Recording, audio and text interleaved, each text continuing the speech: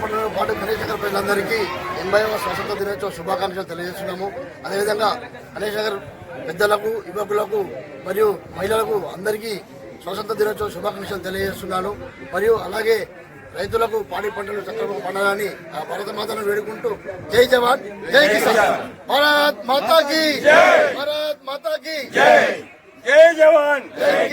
భారతదేశ ప్రజలందరికీ 80వ స్వాతంత్ర దినోత్సవ శుభాకాంక్షలు తెలియజేస్తూ ఈరోజు భైంసా పట్టణంలోని గణేష్ నగర్ మున్నూరు కాపు సంఘంలో 80వ స్వాతంత్ర దినోత్సవ సందర్భంగా జెండా పతాక ఆవిష్కరణ చేసి ఈరోజు ఘనంగా ఇక్కడ శ్రీ సరస్వతి శిశు మందిర్ విద్యార్థులతో మరియు ఇక్కడ గల్లీలో ఉన్న రైతులందరి సమక్షంలో, ఇక్కడ ఉన్న సోదరులందరి సమక్షంలో జెండా పతాక ఆవిష్కరణ చేయడం జరిగినది.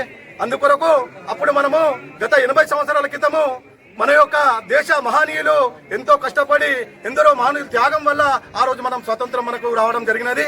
ఆ విధంగా ఆ మహనీయుల త్యాగంతో మనం ఈ రోజు స్వతంత్రం రావడం వల్ల మనం ఈ రోజు సుఖంగా సంతోషంగా ఉన్నాము. అందుకొరకు ఇప్పటికి కూడా మనందరికీ కూడా మనం అందరూ కలిసికట్టుగా ఉండే మనకు ఆవశ్యకత ఉంది. కావున మనం అందరూ ఐక్యంగా ఉంటేనే మన స్వతంత్రం కానీ మన భారతదేశంలో ఉన్న ప్రజలందరూ సుఖంగా ఉంటారు. కావున ప్రజలందరూ కూడా ఇలా కలిసిమెలిసి ఉంటూ మన భారతదేశాన్ని ముందుగా అభివృద్ధి చేయాలని కోరుకుంటూ సమర్థ చేస్తున్నాం. యావత్ భారతదేశ ప్రజలందరికీ స్వాతంత్ర దినోత్సవ శుభాకాంక్షలు.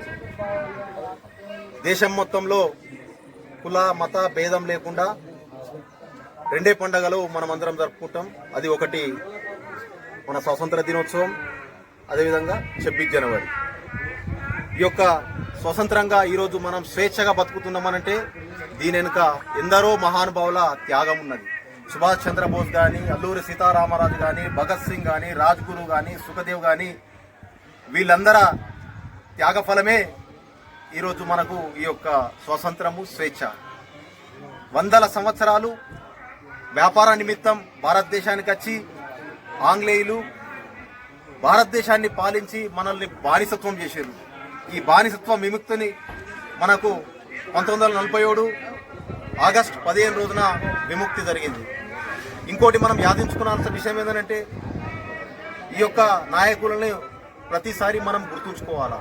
అదే కాకుండా ఈరోజు కాకుండా నిన్న ఆగస్టు 14కు ఎందరో పాకిస్తాన్ నుండి మన భారతదేశంకు ఒక ట్రైన్ నిండా ఆ రోజు ఏమన్నానంటే స్వతంత్రం వచ్చింది, వీళ్ళని ప్రాణాలతో పంపియం, మేము అందరినీ చంపి పంపుతామని కూడా మొత్తం పాకిస్తాన్ నుంచి ఇండియాకు వచ్చిన ట్రైన్ ఏదైనా మొత్తం శవాలతో కూడుకొని ఉన్నది. కాబట్టి ప్రతి ఒక్క ప్రజానీకం గుర్తుంచుకోవాలా. ఏదైతే మన మహనీయులు మన కోసం కష్టపడి స్వతంత్రం తీసుకొచ్చిండ్రు, కాబట్టి మనం కూడా ఈ దేశం కోసం, ఈ ధర్మం కోసం ప్రతి ఒక్క పౌరుడు పాటుపడాలని తెలియజేస్తున్నారు. జై భారత్.